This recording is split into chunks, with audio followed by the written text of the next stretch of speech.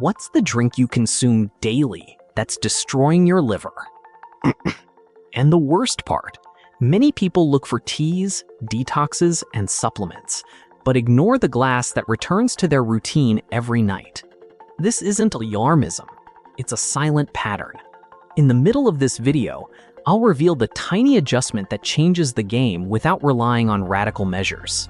Recognizing this habit can prevent you from continuing to feed the problem tomorrow. If you end the day exhausted, promise yourself that today will be just one, and then wake up with less energy. This matters more than it seems. This video isn't about judging those who drink. It's about showing what this daily habit can do to your liver, how to recognize the signs, and what simple tests to use to regain control. But be aware, the type of drink isn't the only problem.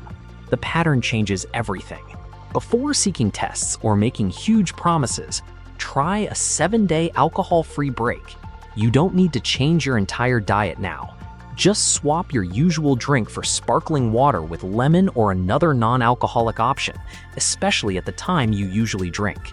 When you wake up, write down 3 things: sleep quality, energy, and the desire to repeat the habit at night. This record shows the pattern, without guilt or guesswork. 7 days won't diagnose anything, but they can reveal a lot. And there's an important detail. Even the drink that seems lightest can maintain the cycle. Perhaps you don't see yourself as someone who drinks too much. There's no hangover every day. You work, take care of your home, and maintain your routine. Drinking comes in as a reward. After work, at dinner, before bed, or on the weekend that starts on Thursday. The problem is that your liver doesn't evaluate whether the drink seems sophisticated, light, or deserved. It needs to process alcohol every time it arrives. When this becomes repetitive, your body loses real periods of recovery.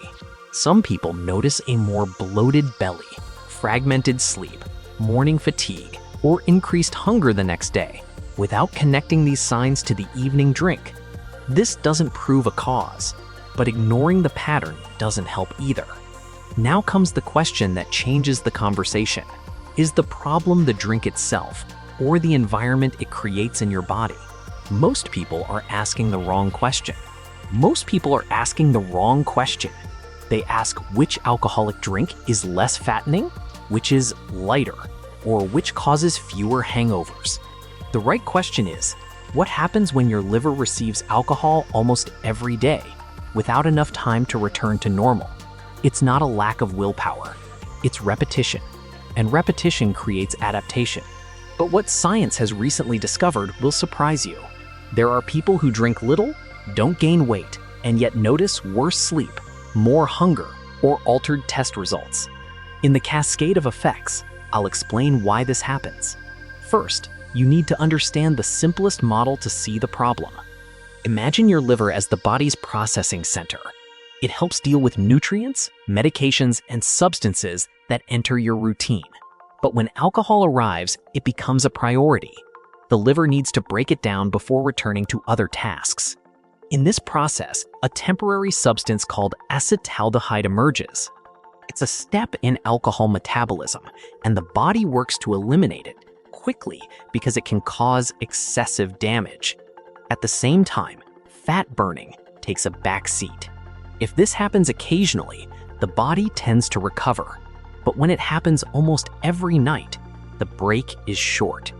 There may be an increased tendency to accumulate fat in the liver, changes in triglycerides, and more inflammation, especially in people who are overweight, have insulin resistance, or other risk factors.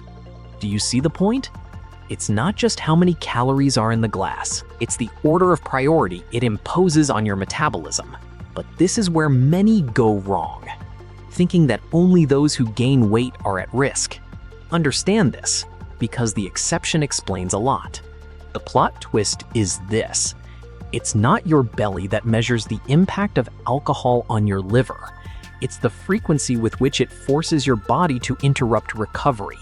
A person can maintain the same weight and still experience more fragmented sleep, more anxiety the next day, or suboptimal test results. Another might gain weight quickly because, in addition to alcohol, they eat more at night and sleep worse. Both scenarios deserve attention. Therefore, swapping beer for wine, wine for spirits, or choosing a lower-calorie version doesn't automatically solve the problem. Less sugar can help in some cases, but it doesn't eliminate the work of metabolizing alcohol. It's not just X, it's Y. It's not just the drink, it's the pattern it repeats. And now comes the key that closes the first point we opened. Here's the key. The adjustment isn't about finding the least bad alcoholic drink. It's about creating real alcohol-free days, allowing your liver to return to its normal tasks without this constant priority. This is the point that changes the outcome. Reducing frequency can be more important than changing the label on the bottle. And when you observe your sleep, energy, and hunger on these days, you stop relying on opinion. You start to see your body's response. If this makes sense to you, like this video, subscribe to the channel, and tell me, which of these signs have you already noticed in yourself? I'll read and reply. The exception is this. Normal weight doesn't mean your liver is protected. Alcohol can affect body functions before it shows up on the scale, and this cascade helps explain why. First, the liver prioritizes alcohol over other tasks. With this, fat burning can temporarily decrease. If the habit repeats, some people may accumulate more fat in the liver, even without major visible changes in the body. Second, sleep tends to suffer. Alcohol can give a feeling of relaxation and facilitate sleep onset. But hours later, it can fragment the most restorative phases. You sleep, but wake up less recovered. And when sleep worsens, hunger and the desire for more caloric foods can increase the next day. Third, there's the effect on your routine. Less energy in the morning reduces the chance of walking, exercising, or preparing food. At night, fatigue increases the desire to repeat the drink. It's a cycle. Fourth, some people notice more anxiety, irritability, or a craving to drink at the same time. Not because they are weak, but because the brain learns to associate that moment with quick relief. And fifth, tests like liver enzymes and triglycerides can change in some people, but the absence of symptoms or normal tests is not permission to ignore a worrying pattern. Only professional evaluation interprets this correctly. But before you start, there's one mistake that causes most people to fail this test. And I'm going to reveal it now. Start with the simplest protocol. Choose 7 consecutive days without alcohol. Don't use these days to compensate with juices, sodas, or large desserts. The goal isn't dietary perfection. It's to remove alcohol from your routine and observe what changes. Decide beforehand which time is usually the most difficult.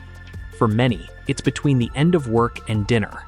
At that time, have an alternative ready: sparkling water with lemon, unsweetened iced tea, or another non-alcoholic drink you genuinely enjoy.